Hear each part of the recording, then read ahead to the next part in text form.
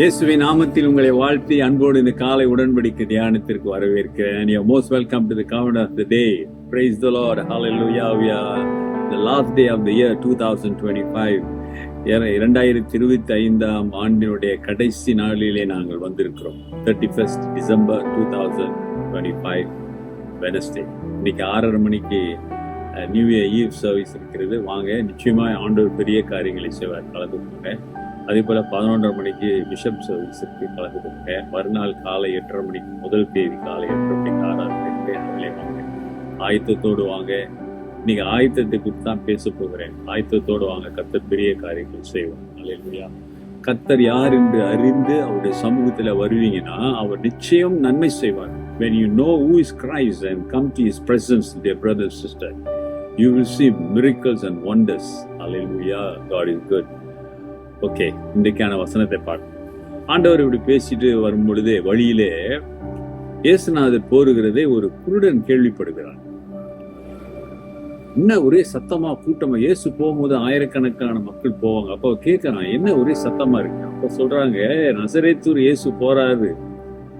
இயேசு போறாருன்னு கேள்விப்பட்ட உடனே அந்த குருடர் பிச்சை எடுத்துக்கணும். Is a beggar, no, blind, பிறவியிலே குருடனாய் பிறந்தவன். அவன் சொல்ற வார்த்தை தான் இன்னைக்கு நம்ம கேட்க போறோம். Alleluia. Mark 10:47, Mark chapter 10 verse 47. When he heard that it was Jesus of Nazareth, he began to shout, Jesus, son of David, have mercy on me.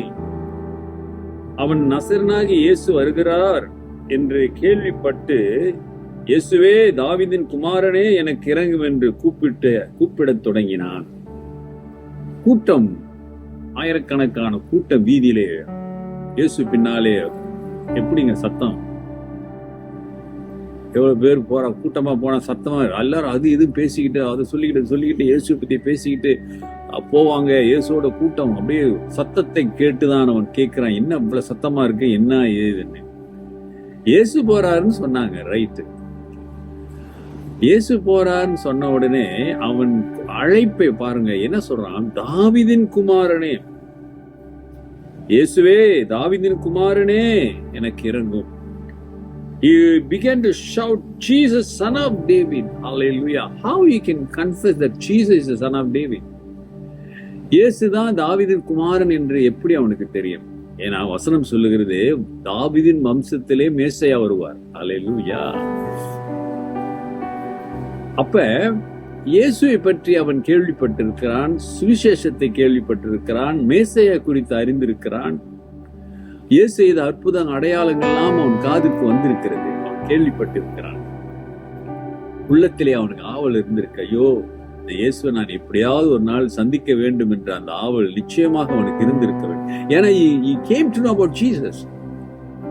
இல்லாட்டினா ஒரு நாள் அவன் தாவீதின் குமாரனே என்று சொல்லி இருக்க முடியாது. இயேசுவை அவன் அறிந்திருந்தான், தெரிந்திருந்தான், புரிந்திருந்தான், விசுவாசித்திருந்தான்.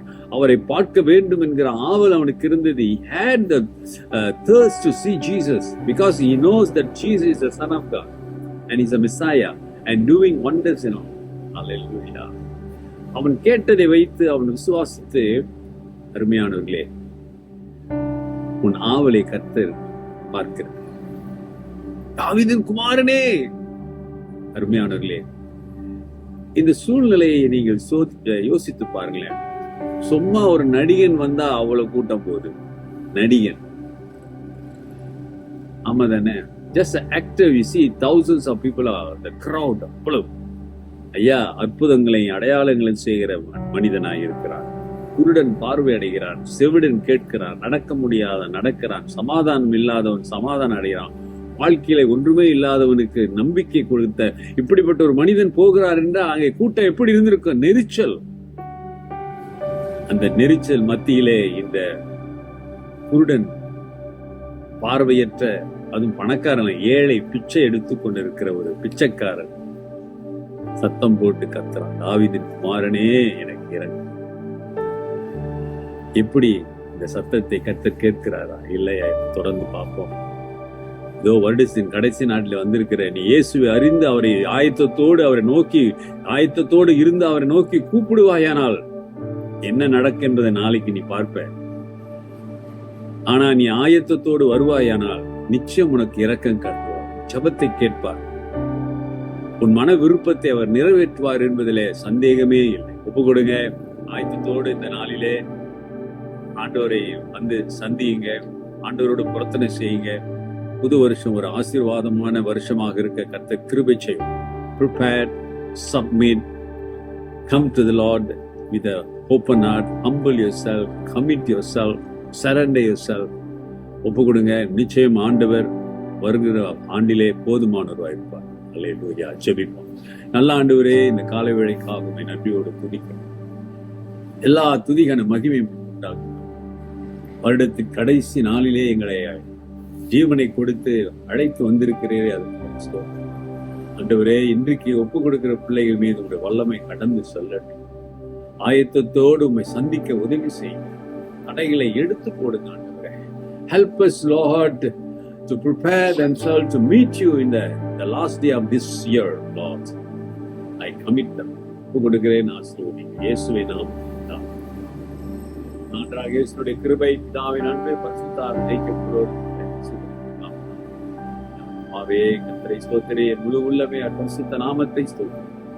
ஆத்மாவே கர்த்தரை ஸ்தோத்திரி. அவர் செய்த சகல உபகாரங்களை அதிகாலையிலே நீ ஒரு வேளை இந்த வார்த்தைகளை கேட்டுக்கொண்டிருப்பாயா? நான் சகோதரனே, சகோதரியே, நிச்சயம் ஆண்டவர் ஜெபத்தை கேட்பார். ஆயத்தப்படு. உன்னை சந்திக்க கர்த்தர் ஆவலாயிருக்கிறார்.